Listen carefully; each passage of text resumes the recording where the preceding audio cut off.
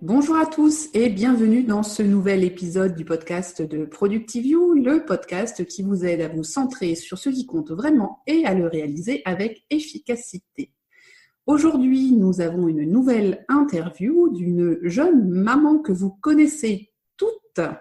Il s'agit de Sabine du blog Vie Organisée que j'ai déjà reçu de nombreuses fois dans ce podcast et c'est toujours avec beaucoup de plaisir que j'accueille à nouveau Sabine aujourd'hui. Bonjour Sabine. Bonjour Priscille, merci de m'accueillir encore une fois. Mais je t'en prie, c'est toujours un plaisir. Alors Sabine, elle était un petit peu en dehors des ondes pendant quelques temps, puisque Sabine est une nouvelle jeune maman d'une petite Rosa. Et donc, je trouvais que c'était une excellente transition, enfin en tout cas un excellent prétexte pour lui demander de revenir et de nous parler de l'organisation avec un petit bébé. En l'occurrence, c'est la deuxième petite fille de Sabine. Donc, ce n'est pas juste le premier, c'est pas l'essai, hein, on concrétise. Mais si mes souvenirs sont bons, le deuxième, moi, je me souviens que ça avait été un grand tremblement de terre dans l'organisation. Donc, j'espère que tu t'en es mieux tiré que moi. Tu vas nous raconter tout ça. Parce que c'est un sujet qui touche toutes les mamans à un moment ou à un autre. L'arrivée du second enfant, comment on s'organise avec le premier, etc. Alors, raconte-nous tout. Comment ça s'est passé déjà peut-être avant l'arrivée de bébé? Oui, avant l'arrivée de bébé, j'ai quand même, on dirait que j'ai un peu de chance, c'est-à-dire que mes filles ont quand même 5 ans d'écart. Donc, avant l'arrivée de bébé, ma fille avait déjà 4 ans et demi. On avait déjà commencé à mettre en place des routines. Elle s'habillait déjà toute seule. Elle mange toute seule forcément. Elle était en moyenne section. Donc voilà, je m'étais dit surtout que l'arrivée de ma première fille avait été un grand bouleversement dans ma vie. J'étais pas organisée du tout à l'époque en plus, puisque j'ai découvert l'organisation après l'arrivée de ma fille. Et là, je m'étais dit, c'était un peu freestyle dans ma vie quand elle est arrivée, et je l'ai très très mal vécu. Donc là, pour cette deuxième, je me suis dit, Sabine, il faut te préparer. Il faut préparer la famille, il faut préparer la maison. Enfin bref, on va faire le maximum pour que cette deuxième, elle arrive et que tu sois pas autant stressée, parce que vraiment, ma première, c'était un bouleversement. Vraiment, j'ai l'impression de ne plus avoir je ne contrôlais plus ma vie. Voilà, ça a été vraiment ce sentiment que j'ai eu. Je ne pouvais plus contrôler ma vie. Je n'étais plus maître de ma vie. Il y avait ce petit être qui était un peu mon nouveau chef, qui avait décidé de tout décider pour moi et je pouvais pas faire autrement. Voilà. Donc c'est pour ça d'ailleurs que j'ai découvert l'organisation parce que voilà, on peut plus se permettre de vivre sa vie un peu entre guillemets au jour le jour quand on a un enfant. Mais Donc la deuxième est arrivée. Ça me parle beaucoup ce que tu me dis. Parce qu'effectivement, moi je sais qu'aussi l'arrivée du premier, ça avait été un tremblement de terre. Ouais.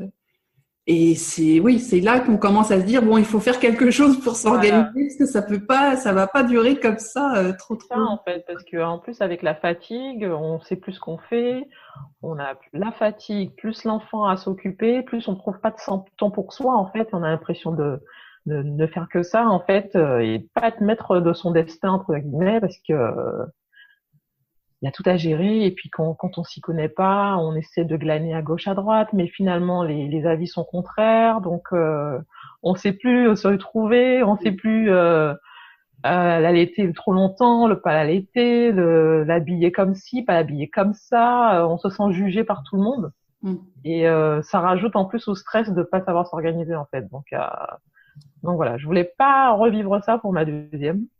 Alors qu'est-ce que tu as fait? Alors déjà, on avait déjà mis en place des routines avec ma plus grande depuis longtemps, depuis à peu près ses 3 ans. Elle a son petit panneau, elle sait exactement ce qu'elle doit faire en sortant de l'école.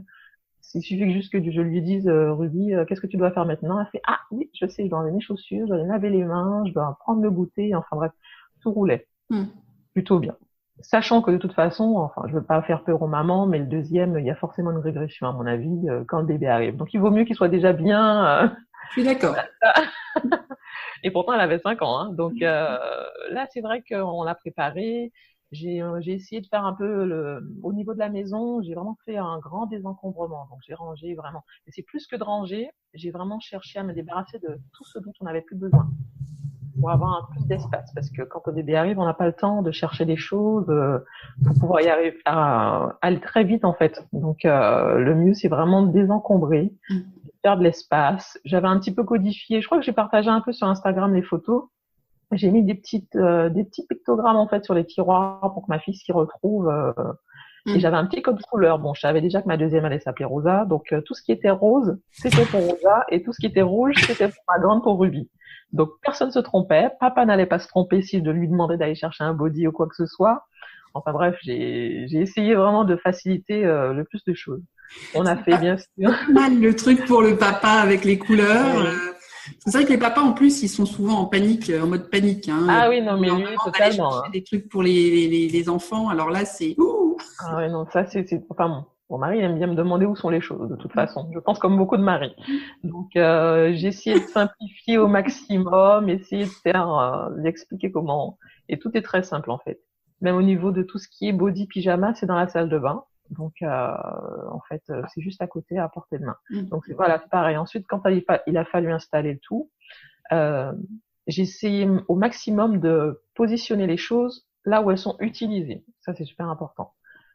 Toutes les affaires de bébé, bon, tout petit, ils n'ont pas encore besoin, enfin ça dépend, hein, les biberons, etc. Si on choisit de donner le biberon, c'est tout rassembler, tout mettre au même endroit pour qu'on n'ait pas à chercher, je sais pas, une tétine par ici, etc. Donc vraiment, j'ai fait un petit espace exprès pour les affaires de bébé dans toutes les pièces en fait. Donc voilà, ça c'était au niveau de l'organisation. Bien sûr, on a fait un stock de détachants, de nourriture, parce qu'en plus ma fille naissant, elle devait naître au niveau du 23 juillet. Finalement, elle est née un peu avant le 14 juillet, le 9. Donc après, on a eu le week-end du 14 juillet où on pouvait rien trouver du tout. Donc heureusement qu'on était quand même un petit peu équipés, parce que ce jour-là, on n'a pas trop le temps de sortir, etc. Donc vraiment, on a fait l'essentiel de stocker des choses importantes en fait. Donc voilà, c'est tout ce qu'on a préparé avant l'arrivée de bébé. Bien sûr, toute la puériculture classique. Hein. Donc le lit, très peu de vêtements en fait finalement, parce que on sait bien que les bébés finalement, en naissant en juillet, je savais qu'ils mettent que des bodys et des pyjamas. Donc j'avais pas fait la première bêtise comme ma première où je lui avais acheté des super tenues qu'elle a jamais mis. J'ai fait la même. On achète des jolies petites jupes et tout, alors que non, finalement, et puis pour les manipuler, leur mettre les t-shirts et tout, ça ne sert absolument à rien. Donc là, c'était vraiment body, pyjama. Elle sortait en body, il faisait chaud, de toute façon, ça suffisait largement. Donc voilà, j'ai essayé d'être un peu plus smart, comme on dira, cette deuxième fois, en fait. C'est ce qui est bien. Sachant que de toute façon, ça n'empêche pas le bouleversement une fois qu'elle est arrivée, de toute façon. Parce que finalement, après qu'elle soit arrivée, ma grande qui était un ange est devenue un petit monstre. Donc forcément, elle avait besoin des bras alors qu'elle a 5 ans. Elle avait besoin que je la fasse manger alors qu'elle a 5 ans. Enfin bref, tout ce qu'on peut pas imaginer, voilà, je l'ai vécu. Et donc finalement, heureusement qu'on avait mis en place des petites choses pour nous faciliter la vie, parce que j'avais par exemple prévu un petit panier dans ma chambre avec un peu tout ce qui était nécessaire pour bébé. Donc en fait, j'avais pas besoin de me trimballer le bébé puceau qui me tirait un peu la jambe. J'avais tout à portée de main un peu partout. Donc ça m'a bien aidé. Oui, parce qu'en plus, comme elle est née en juillet, la grande était en vacances scolaires, donc tu avais tout de suite, t'avais les deux, quoi. Moi, c'est vrai que le deuxième, il est né, ça devait être les vacances de la Toussaint de mémoire. Donc effectivement, le grand Valentin, il a été un petit peu là avec moi. Et puis après, tout de suite, on a repris l'école. Ce qui du reste n'était pas forcément super simple non plus, parce que quand tu sors à peine de la maternité et que tout de suite tu dois courir dès le matin, emmener le petit à l'école en voiture, l'autre qui a pas pris son biberon, enfin le sein, c'est aussi assez rock'n'roll. Oui, c'est ça, c'est vrai. Mais là, du coup, c'est vrai que nous, c'était les vacances. Donc c'est vrai que le petit monstre c'était un peu terrible. Donc j'ai eu de la chance quand même. Et c'est ce que je conseille si on a la chance de pouvoir avoir des amis ou de la famille pour aider. Je pense que des fois, faut pas hésiter. C'est vrai que moi, je voulais pas me séparer de ma grande parce que je me suis dit, on emmène un nouveau bébé à la maison. Je veux pas qu'elle se dise, maman m'abandonne. Donc c'est vrai que quand le bébé est arrivé, j'ai voulu la garder avec moi. Mais je me suis très vite rendu compte que finalement, elle avait besoin de se séparer légèrement en fait, puisqu'elle m'a elle-même demandé. Je lui demandais est-ce que tu vas aller chez tes grands-parents au bout de 4 jours, et elle m'a dit oui, oui, je veux aller chez papy et mamie. Donc, en plus mon mari travaillait encore, c'était l'été, mais il n'avait pas encore pris ses congés. Donc, j'ai pu en fait l'envoyer chez ses grands-parents une semaine. Et finalement, quand il est revenu, ça allait légèrement mieux. Donc, des fois, faut pas hésiter. En fait, faut vraiment écouter les enfants. Je sais que quand ils sont plus petits, c'est un peu plus difficile, mais si moi, elle a su verbaliser le fait que finalement, ce bébé commençait peut-être à l'envahir un peu trop et elle se sentait peut-être surmontée par ses émotions. Et elle a choisi effectivement de partir quelques jours chez ses grands-parents sans problème. Donc du coup, ça m'a permis de souffler un peu en me disant ouh là là là là, qu'est-ce qui t'attend? Mais c'est vrai que c'était peut-être aussi une façon pour elle, du fait qu'elle était chez papy-mamie, d'être de nouveau l'unique centre d'attention, qu'il n'y ait plus de partage. De partage, oui, oui, oui, c'est ça. C'est ça. C'était peut-être que, enfin, je le comprends en fait. Je me souviens encore moi-même que quand ma petite sœur est arrivée, j'ai pas tout de suite bien vécu, donc je peux comprendre. Je peux comprendre. Mais bon, voilà, donc ça nous a plutôt bien aidé qu'elle aille chez ses grands-parents en fait. Et en revenant, en fait, on était 4, puisque quand elle est revenue une semaine plus tard, mon mari était en vacances. Donc on a pu commencer en fait à faire notre petite vie à 4, notre nouvelle petite vie à 4. Avec un bébé, bon, j'ai eu de la chance parce qu'elle n'était pas aussi terrible que sa grande sœur bébé. Donc ça s'est plutôt bien passé, mais je pense aussi que c'est parce que j'étais beaucoup plus détendue que pour ma première. Pas parce que je savais ce qui m'attendait, mais parce que je savais que l'une des premières choses à faire, c'est de lâcher prise. Voilà, c'est vraiment ce que j'ai appris avec ce deuxième enfant, que je ne savais pas pour la première. C'est de lâcher prise et ne pas me mettre la pression, mais quel que soit le sujet. Que ce soit pour sa nourriture, son bien-être, pour l'organisation de la maison. Vraiment, j'y suis allée, j'ai décidé que ce bébé, j'allais suivre le rythme de ce bébé. J'allais pas me mettre la pression à me dire que dès qu'elle fait une sieste, il faut que j'aille nettoyer ou j'ai plus pris mon temps, j'ai été beaucoup plus détendue et je pense que du coup, j'ai eu un bébé beaucoup plus détendu. Et c'est ce que je dis un peu à toutes mes amies qui vont avoir des bébés, c'est que voilà, on prend son temps. Effectivement, il y a une organisation, effectivement, il faut se remettre dans le bain. Mais moi, d'emblée, je m'étais dit cette fois-ci, mes 3 premiers mois, je vais me laisser porter par ma fille. Voilà. Et je ferai selon son rythme, je verrai si elle veut me laisser un peu de temps, si elle veut pas, bah tant pis, je le ferai plus tard, c'est pas grave. Je pense qu'on mourra pas parce que la maison est sale. On va manger, on va faire en sorte de manger. Heureusement, j'ai mon mari qui cuisine, donc il a pu prendre en charge les repas. Mais je me suis pas pris la tête à me dire il faut que tout soit parfait, que mes enfants soient parfaits. Voilà. C'est surtout, en plus, ma petite avait un petit souci au pied. Donc en fait, on avait en plus des séances de kiné à faire 2 fois par semaine avec un bébé, donc il fallait quand même pas mal courir. Mais finalement, tout s'est bien passé. On a pris le temps, même après les séances de kiné, de partir se balader au parc, prendre l'air. Vraiment, j'ai l'impression d'avoir profité de mes enfants. Contrairement à ma première où le premier été, je l'ai pas vu passer, j'ai l'impression de passer mon temps à stresser. Je me souviens, j'ai appelé mon mari en pleurant, j'ai pas le temps de faire quoi que ce soit, j'ai même pas le temps de manger. Il me dit mais il faut que tu manges, il faut que tu dormes. Je dis mais je peux pas, je n'y arrive pas.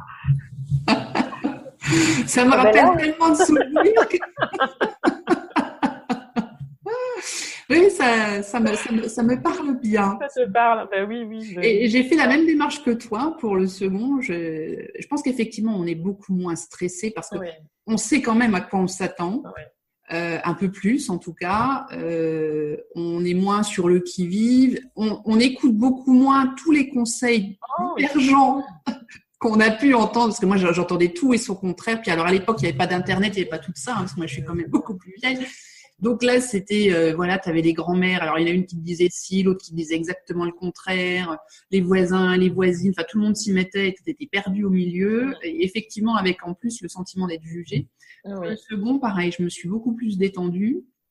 Et ça s'est beaucoup, mais franchement beaucoup mieux passé. Et Hugo était un bébé extrêmement toujours souriant, toujours calme, avenant. Enfin, c'était vraiment une autre naissance, on va dire. Une naissance, oui, c'est ça. C'est exactement comme tu le dis. On a oui, ma fille, ma deuxième, Rosa, elle est toujours en train de sourire. Elle est trop marrante. Donc, c'est vrai que je pense que oui, c'est important d'être détendu, de se dire que de toute façon, on a emmené un nouvel être sur Terre et que finalement, il faut lui laisser le temps aussi de trouver sa place et que tout le monde trouve sa place et que l'organisation se mette en route, en fait. Tout simplement. Tout simplement. Et donc, malgré le fait que tu t'es laissé porter pendant les premiers mois, j'imagine que tu n'as quand même pas laissé tomber toutes tes listes et tout ça. Ah non, jamais. Ah oui, ça m'aurait étonné. Non, je vais pas laisser tomber. Au contraire, je pense que mes listes ont été beaucoup plus utiles parce que, je sais pas, en allaitant, on se rend compte qu'il y a quelque chose d'important à faire, une démarche administrative. Eh ben, j'avais toujours mon petit calepin à côté de moi pour noter rapidement. Parce qu'en fait, finalement, quand on se retrouve avec un bébé, je pense qu'il faut travailler, se noter les petites choses, mais vraiment se noter les tâches en très détaillé et en se disant, bon, là, j'ai 10 minutes, j'ai le temps de faire ça. Là, j'ai 10-15 minutes encore puisqu'elle fait la sieste.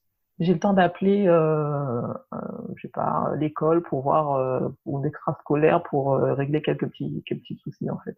Donc voilà, c'est vraiment ne pas se dire qu'on va pouvoir vraiment passer 1 heure, 2 heures à faire quelque chose, c'est impossible. Mais on peut se fixer une petite 10 minutes. On peut se dire 10 minutes, bon ben je vais vite faire la vaisselle. J'ai le temps ensuite de faire une sieste si elle dort encore. Et puis voilà, c'est fait. Et en fait, c'est justement le fait d'avoir mes listes, ça me permet en fait de me rendre compte de ce que j'ai fait, parce que effectivement on peut faire la vaisselle et dire bon ben voilà, c'est terminé, mais le fait de noter ses tâches et ensuite de les rayer, on se rend compte qu'on a accompli quelque chose dans sa journée en fait, que finalement on a réussi à faire plein de choses et on se dit pas j'ai rien fait aujourd'hui, j'ai passé mon temps à allaiter un bébé et à nettoyer ou à rester au lit en fait. Finalement on se rend compte il y a des petites tâches qu'on a réussi à faire et c'est plutôt gratifiant. Donc c'est là où j'ai vraiment pas lâché mes listes. Et du coup, c'est vrai que moi qui suis très agenda papier, j'ai découvert tout ce qui est électronique. Parce que finalement, du papier, quand on tient un bébé, je l'avais dit. Tandis que le petit téléphone est jamais loin. Donc, noter un rendez-vous dans un agenda, ou pareil, moi j'utilise beaucoup maintenant Wunderlist pour toutes mes listes. Donc, noter rapidement dans Wunderlist, en plus ils ont une petite appli où on peut le faire directement sur l'écran d'accueil. Mais c'est pas. Alors je me trompe peut-être, c'est pas Wunderlist qui a été racheté par Microsoft là et qui va complètement changer. Ben, j'espère que non. Je croise les doigts parce que j'ai vu la nouvelle version qu'ils ont fait de Wunderlist, elle est horrible. Donc j'espère vraiment qu'ils vont l'améliorer avant de faire disparaître Wunderlist parce que je suis pas sûre. Je suis pas sûre parce que j'ai vu pas mal de blogueurs américains, notamment Mike Vardy de mémoire, qui blogue énormément et podcast aussi sur la productivité, qui disait qu'il l'avait carrément supprimé parce que et il était complètement désespéré visiblement parce que visiblement la nouvelle version, elle est horrible. Il avait pas l'air d'accrocher. Non. Ouais. Pour l'instant, elle ressemble pas à grand chose. C'est vraiment une version basique. Ça ressemble à un Wunderlist. Que j'ai pas connu au début, mais à mon avis, ça doit être la première. Pourtant, c'est fait par les mêmes développeurs de Wunderlist, mais pour l'instant, j'espère vraiment qu'ils vont l'améliorer. Bon. Parce que sinon, je vais devoir passer à autre chose, à une autre application. Mais pour l'instant, elle me convient tout à fait. On peut faire des récurrences. Elle permet, je note tout dessus, que ce soit mes listes de courses. T'es sur quel environnement? Toi, t'es sur Windows Phone, non? C'est pas. Non, je suis sur un Android maintenant. Android. Oui, très très très sympa comme appli. J'ai essayé d'autres applis. J'ai essayé Todoist, mais j'ai pas réussi à accrocher. J'en ai essayé quand même. J'ai essayé beaucoup d'applis et Wunderlist, elle est très simple. Elle fait des récurrences, des rappels, vraiment très classique, mais l'environnement est très agréable. Donc vraiment.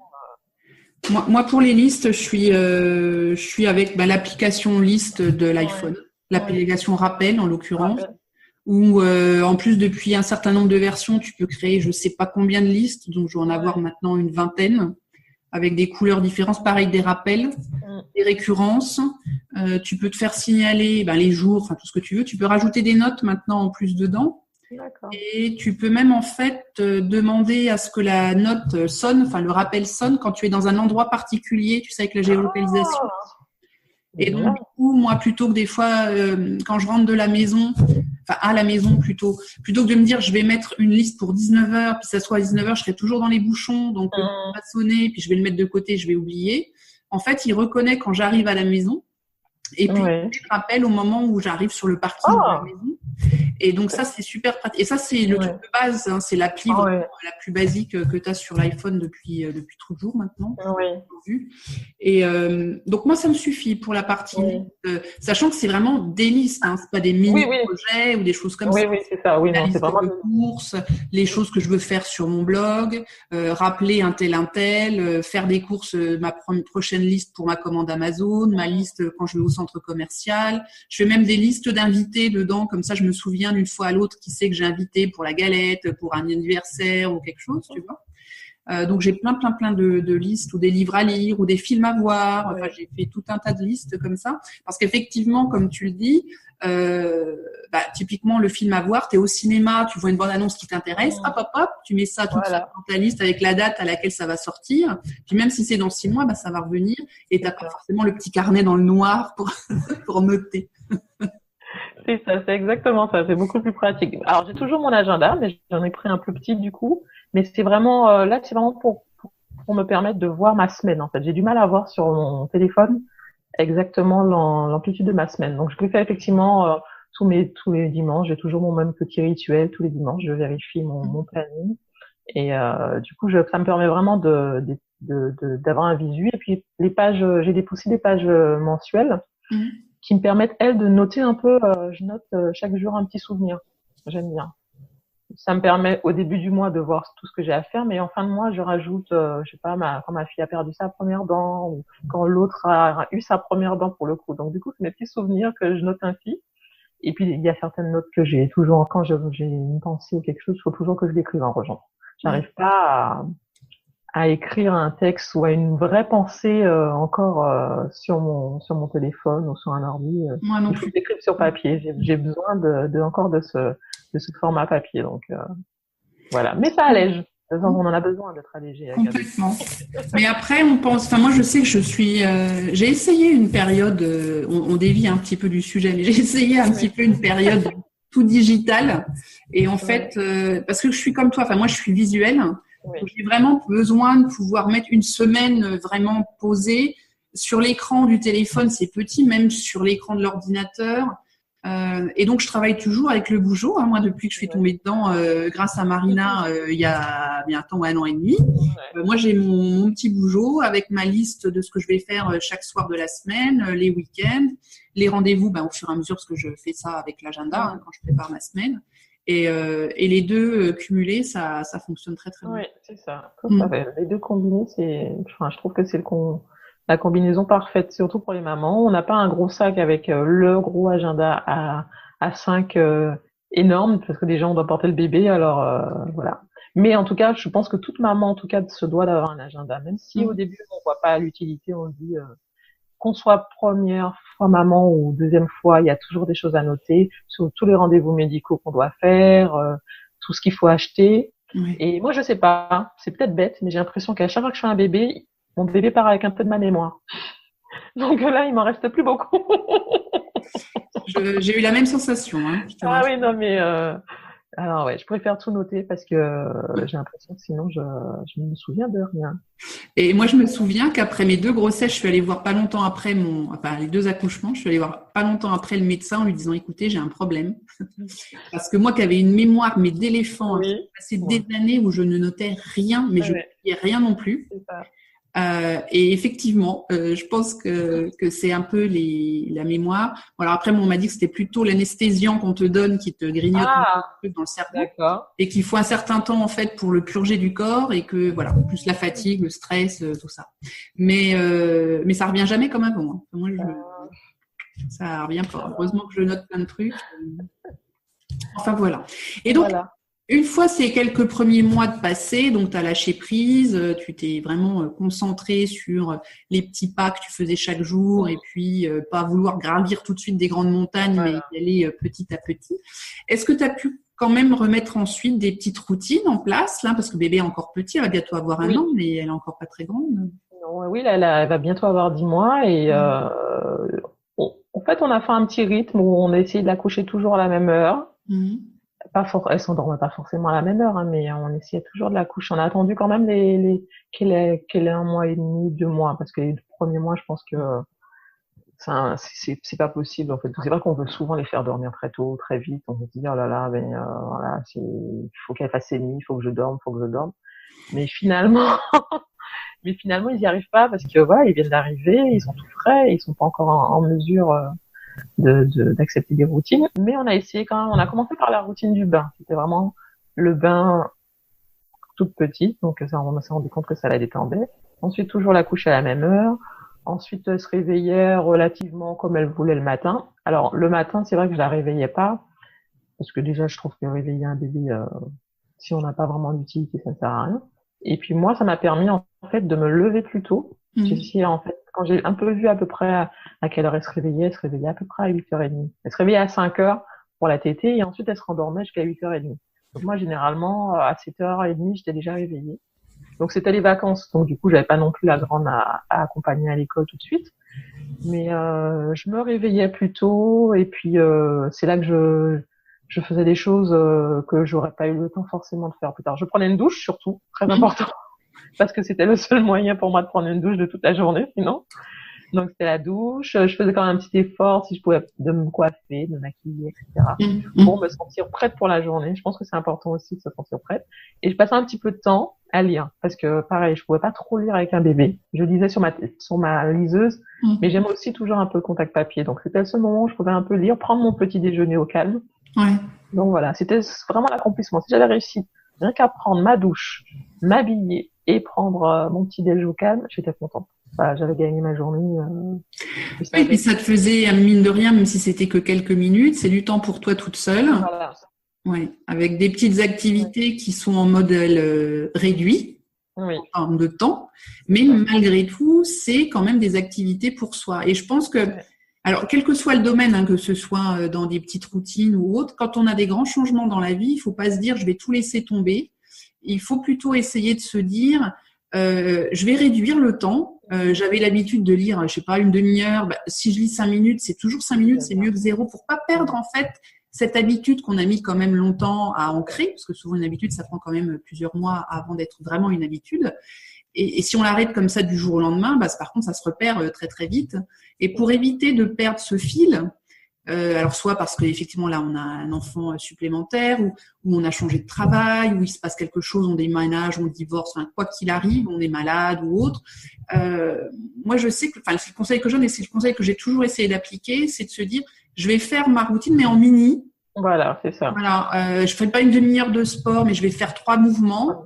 Voilà, mais garder en fait cette habitude petit, quoi. Et puis, quand le temps pourra de nouveau s'étendre, on va l'étendre de nouveau.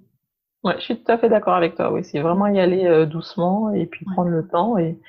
Et puis ma fille, bon, dans la journée, j'avais pas trop le temps, mais j'ai découvert, enfin, j'en avais déjà eu, mais j'ai pris une écharpe de portage. Et en fait, donc du coup, elle était contente parce qu'elle était toujours tout contre moi, et moi, je pouvais bouger un peu plus et surtout m'occuper de ma grande, c'est surtout ça, lui consacrer un peu de temps, jouer avec elle, etc. Et oui, c'est vrai que je me souviens encore pour ma grande où je n'arrivais jamais à manger.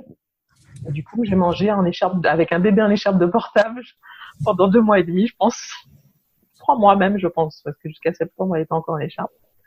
Du coup, j'ai beaucoup mieux vécu aussi parce que finalement, le but, c'est pas de se dire comment est-ce que je peux faire en sorte d'avoir ma vie d'avant, mais plutôt comment est-ce que je peux faire en sorte de faire en sorte que ce bébé soit bien et en trouver une nouvelle solution à mon problème, en fait.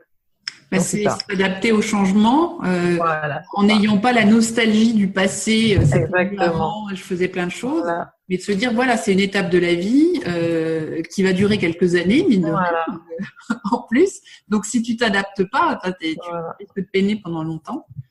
Et puis, effectivement, c'est réadapter ses routines, son rythme à la situation actuelle qui va durer le temps qu'elle dure, jusqu'à ce moment. De toute façon, après, tu verras, hein, je ne vais pas te raconter tout ce qui va se passer après, hein, mais tu as le temps. Mais justement, ce que tu dis est très vrai parce qu'en fait, c'est aussi quelque chose que je me disais dans des moments difficiles ou les nuits où on se réveille toutes les heures, parce que ça arrive aussi.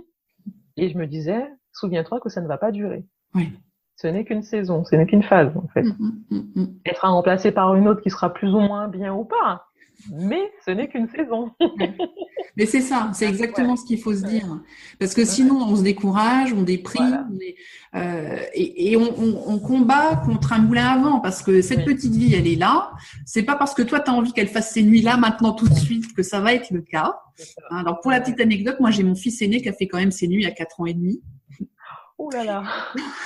Donc, en parlant de nuit, je sais de quoi je parle. Et le deuxième, en 2 mois et demi, c'était réglé. Hein. Mais bon, le premier, c'était...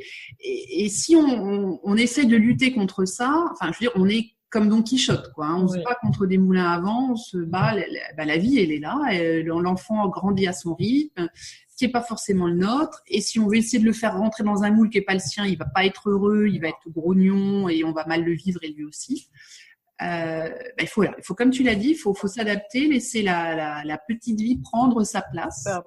Et puis après, tout se passe d'une façon beaucoup plus douce et beaucoup plus zen pour l'ensemble de la famille. Voilà, oui, parce que finalement, moi, c'est vrai que les premiers mois, elle dormait pas beaucoup le jour non plus. Donc, c'est pour ça que mon écharpe de portage, c'était ma meilleure amie. Je l'emmenais avec moi, elle s'endormait dedans, mais pas dans son lit. Mais mes 2 filles ont fait ça de toute façon. Et puis finalement, je sais pas, au bout de 3 mois et demi, un jour je la pose, je me rends compte que elle ne pleure pas. Voilà, la phase était passée, elle était passée à autre chose. Voilà, elle se sentait peut-être en sécurité, je sais pas comment elle s'est sentie en confiance et du coup là elle a réussi enfin à faire des siestes dans son lit. Elle faisait pas des grandes siestes, hein, c'était une demi-heure, mais c'était quand même beaucoup pour moi. Voilà, j'étais pas obligée de l'avoir tout le temps avec moi. Mais voilà, du coup, c'est vrai que j'ai beaucoup mieux vécu cette deuxième fois. J'ai accepté toute l'aide. Je sais que pour la première, je me disais tout le temps non, je vais y arriver, non, je vais le faire, non. Là, oui, j'ai dit oui à tout. Allez, à mener. Voilà, c'est ça. J'ai pas fait la difficile. Même, c'est vrai que quand on a le premier, on nous offre des vêtements. On se dit ah oui, c'est joli, mais on veut leur mettre ce qu'on a nous acheté. Mais non, là, c'était pas grave. Hein. Une petite dernière question. Et pour le papa, ça s'est passé comment? Toute cette organisation. Dis-nous tout. Après, je pense que je suis pas comme toutes les autres. C'est-à-dire que dans la mesure où j'ai un blog sur l'organisation, lui, il se laisse porter. Donc, je sais pas... lui, il se laisse porter. Par contre, ce que j'ai compris avec lui aussi, c'est qu'il suffisait de demander. Ça aussi, hein, au début, la première, des fois, on se dit, il est là, il vit avec moi, il est censé savoir que j'ai besoin d'aide. Ben non. Un homme a besoin qu'on lui demande. Ah oui, oui, ça. En majorité, j'en ai parlé avec lui, j'en ai parlé avec d'autres papas. Ils ont besoin de savoir quand on a besoin d'aide. Voilà. Donc, il faut pas hésiter, en fait, à leur demander, en fait. Leur dire voilà, est-ce que tu peux déplacer ça, est-ce que tu peux m'aider, est-ce que tu peux t'occuper du bébé une après-midi parce que moi j'ai besoin d'aller souffler aussi. Il faut pas hésiter. Je pense pas qu'il dira non. Même la nuit, il y a des fois où je pouvais pas me lever, j'avais pas de force, je me disais non, là je me suis dit la lever 4 fois, c'est bon. Ben il se levait. Voilà. Donc c'est ce que j'ai compris aussi pour tout en fait, faut pas hésiter à demander. Parce qu'après, on se retrouve toute seule, pas à pleurer, mais oui, moi, ma première, j'en pleurais. Et elle me dit, mais si tu ne le demandes pas, moi, je ne sais pas ce dont tu as besoin. Alors, on se dit, oui, mais tu es là, tu vois bien que c'est dur. Ben non. Non, pour les messieurs, alors désolé pour ceux qui nous écoutent, mais c'est vrai qu'ils sont à ce niveau-là un petit peu binaires. Hein, et que si on leur dit pas, c'est pas inné pour eux, ça paraît pas évident. Et donc, oui, effectivement, je pense, je suis tout à fait d'accord avec toi. Quand tu leur demandes, ils font. Mais si tu dis rien, voilà, les messages subliminaux, ça marche pas bien. Ça marche même pas du tout. Pas du tout. Et voilà, il faut faire une petite phrase, sujet, verbe, complément, tout de même. Voilà. Et ça marche très bien et ça évite surtout des malentendus, des frustrations, des non-dits, voilà. Tu voyais bien que j'étais fatiguée, tu aurais pu faire quelque chose, enfin des trucs qui servent à rien. Et surtout, il ne faut pas s'attendre à ce qu'ils fassent comme nous. Non, ça non. Voilà. Pas trop demander quand même. Voilà. Non, mais c'est vrai que, pareil, j'ai fait cette erreur aussi de vouloir exactement qu'ils fassent exactement comme moi je faisais. Du coup, ça le décourageait, il n'a plus envie de faire. Voilà. Et moi, c'est comme dans toute délégation. Exactement. Dans tous les domaines. Voilà. Si tu t'attends à ce que la personne qui te remplace, elle fasse tout pareil, tu délègues jamais. Et si tu reprends tout derrière, genre range-moi le lave-vaisselle, puis finalement tu ranges tout derrière, comme ça tu l'aurais fait. Tu le fais 2 fois, puis après il se dit Voilà, c'est ça. Et c'est pareil pour les enfants aussi, hein.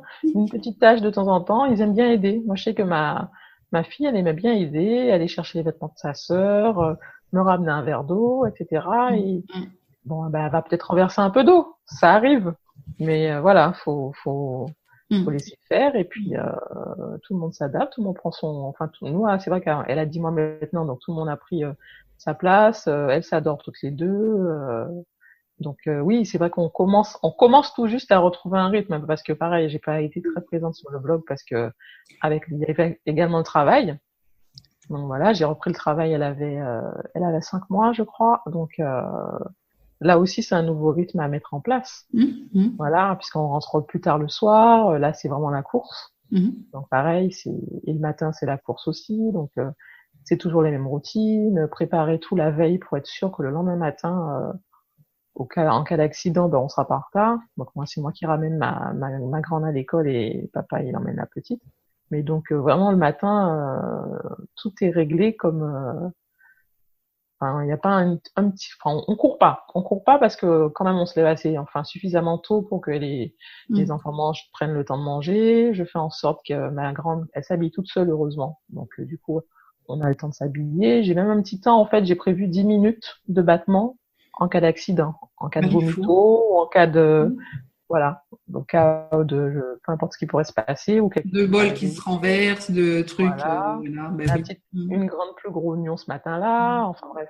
On a ces 10 minutes où on peut un peu, régler le souci. Et du coup, oui, ça va, on n'arrive pas en retard, donc je suis contente.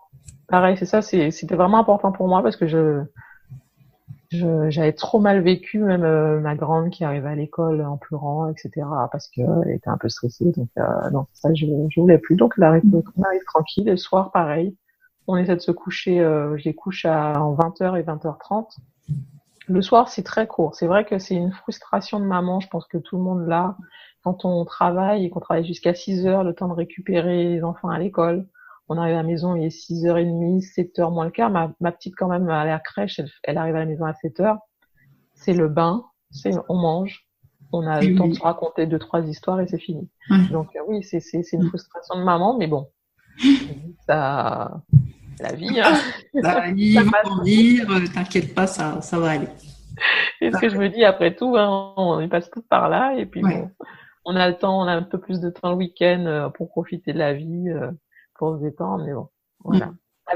En tout cas, c'est vrai qu'en mettant un peu d'organisation, en faisant en sorte, c'est vrai que nous, on cuisine pas forcément tous les jours, donc on cuisine en grande quantité, comme ça, on peut remanger les mêmes choses plus souvent. Je sais que ça correspond pas à tout le monde, mais moi, je trouve que c'est quand même important de savoir ce qu'on va manger, ça fait gagner du temps le soir. Je suis d'accord. Ça évite de dire, bon, j'arrive à 6h30, je passe tout de suite à la cuisine, j'en ai pour 45 minutes à cuisiner, puis finalement, on n'a pas le temps de faire grand-chose. Donc voilà, je conseille toujours de préparer les menus, préparer les vêtements aussi, avoir une organisation, une maison le plus simple possible. Ça, vraiment, c'est une chose que j'ai compris. Plus on a de choses, plus on doit ranger. Donc, simplifier. On veut tous avoir de jolies choses. Moi aussi, j'aime bien quand mes filles sont bien habillées, mais elles vont de toute façon grandir. Donc, on aura le temps d'en racheter d'autres, des vêtements. Donc, voilà, j'ai vraiment diminué aussi sur leur garde-robe. j'essaie de me fixer à peu près, faire en sorte d'avoir 10 tenues. Enfin, interchangeables. C'est largement suffisant pour une semaine. Et quand on est 4, on fait des lessives tous les jours. Donc, de toute façon, on aura de quoi porter. Moi, je sais que pour Hugo, alors pour Valentin, j'avais une quantité de vêtements absolument astronomique et il faut dire qu'à l'époque, j'avais la chance d'avoir une belle maman qui travaillait chez Absorba, donc qui me fournissait en grande quantité tout un tas de choses. Et pour le second, j'ai beaucoup réduit. Et ce que j'avais fait, c'est que j'avais déjà fait, entre guillemets, des garde-robes capsules avant l'heure. C'est-à-dire que j'avais des petites tenues. Et tu sais, quand les enfants, les petits vêtements pour enfants, ils ont des espèces de petits cintres où tu peux mettre le pantalon en bas avec la petite tenue en haut. Donc, j'en avais comme ça une dizaine, parce que pareil, j'avais une dizaine de tenues à peu près par saison, enfin par âge plutôt, on va dire, par saison, voilà. Et donc, je mettais sur cintre tout de suite après le repassage, mettons la petite chemise avec le petit pantalon, le petit blouson, enfin tout ce qui allait ensemble, comme ça pour toute la semaine en fait. Et puis le matin, j'avais plus qu'à enlever le petit cintre de l'armoire, j'avais tout de suite les 3 petites pièces qui allaient ensemble, et puis c'était terminé et ça allait très très vite et c'était extrêmement pratique. Oui, tout à fait, c'est exactement ça. Oui. C'est ce que j'ai fait surtout pour ma grande quand elle a repris l'école, que j'avais un bébé et que je savais en plus qu'au tout début, c'est mon mari qui l'emmenait. Et en fait de sortir avec la petite. Et on gagnait du temps. Je préparais toutes les tenues, 5 tenues pour la semaine. Il n'y avait plus qu'à attraper un petit tas et le préparer Exactement. pour le lendemain. Donc c'est vrai que même pour moi, en fait, j'ai simplifié ma garde-robe, mais ça fait plusieurs années. Et je garde, pour tout simplifier, je crois que j'achète quasiment toujours les mêmes gammes de couleurs. Donc je sais que tout ira ensemble. Je suis pareil. Mais voilà. Alors que j'ai été une fashionista, hein. J'ai été une grande fashionista il y a quelques années. C'est quelque chose qui sortait, il fallait absolument que je l'aie. Mais maintenant, j'ai compris ce qui m'allait, ce qui ne m'allait pas. Et c'est vrai que en fait, c'est un cercle vicieux parce qu'on achète un haut, finalement, on n'a pas de bas qui va avec. Donc on en achète un autre. Et on se retrouve avec autre chose, avec une autre couleur, tandis qu'en achetant, en fait, toujours les mêmes teintes, on gagne du temps, en fait. Je sais que l'hiver, j'ai des teintes, et l'été, printemps-été, j'ai d'autres teintes, en fait, un peu plus colorées quand même, pour pas rester, et qu'est-ce que ça simplifie la vie. Je me dis, pareil. Je vais passer mon temps à acheter des vêtements, à me prendre la tête, à dépenser des sous pour rien. Et je pense pas que j'étais mieux habillée que maintenant, en fait, finalement. Mais je te rejoins parce que moi je fais exactement pareil. Et déjà je gagne un temps fou le matin et je me pose pas la question. Et puis je suis pas tentée effectivement d'aller. Alors je suis pas très shopping, hein, mais voilà, quand tu es tout dans les mêmes gammes de couleurs, comme tu l'as dit, tout va aller ensemble. Parce que sinon, alors entre se dire ah bah tiens la ceinture elle va plus, et puis j'ai plus les chaussures qui vont et voilà. C'est ça. Et en fait, pour les enfants, c'est ce qu'il y a de plus simple aussi à faire. Hein. Ma grande, elle sait un peu ce qu'elle aime. Je sais ce qu'elle aime porter. Et en fait, par rapport à ses goûts et moi, ce que j'aime bien, je mixe un peu tout ça.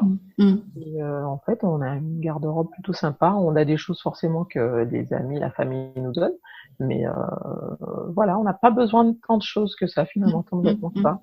Donc on s'en sort bien. C'est plutôt, je suis contente. C'est vrai que je me dis, si j'avais su tout ça avant, mais bon, on apprend au fur et à mesure. Hein. Voilà, exactement. Mais écoute, Sabine, c'était super sympa. Alors on a un peu dévié quand même. Parce que entre la naissance, les applications Wunderlist et autres, le minimalisme sur la fin. Et je pense que tout se rejoint parce que se simplifier la vie, c'est simplifier en fait sa famille et se rendre la vie plus facile en fait. Donc oui, je pense que c'est important le minimalisme. Pourtant, je ne suis pas si minimaliste que ça, hein, mais un petit peu désencombré, je pense que c'est toujours important. C'est ce que je dis à tout le monde. Tous ceux qui me disent je veux m'organiser, je leur dis commence par désencombrer et après on en parle. On est d'accord. Merci mille fois Sabine de cette interview. C'était encore un grand plaisir.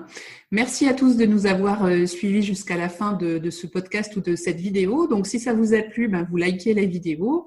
Si le podcast vous a plu, n'hésitez pas non plus à mettre une note sur iTunes et à partager ce podcast avec vos amis. Et voilà, donc comme ça, tout le monde sera content. Merci à tous ceux qui me rejoignent de plus en plus nombreux sur la page Facebook. On a passé très récemment les 500 likes et je suis ravie. Merci à tous. La même semaine que l'anniversaire du podcast, donc tout arrive en même temps. C'est magnifique. Merci aussi aux tipeurs qui me soutiennent dans mon aventure podcastique. C'est vraiment très sympa à vous. Merci mille fois. Et puis, comme je voulais signaler il y a déjà quelques semaines, je lance un nouveau service qui est un groupe mastermind avec 5 personnes à partir du mois de septembre. Donc, de façon à pouvoir vous organiser, si vous êtes intéressé, je vous préviens suffisamment en avance. Toutes les informations sur productiveyou.com dans la rubrique Avançons ensemble. À très vite. Bye bye.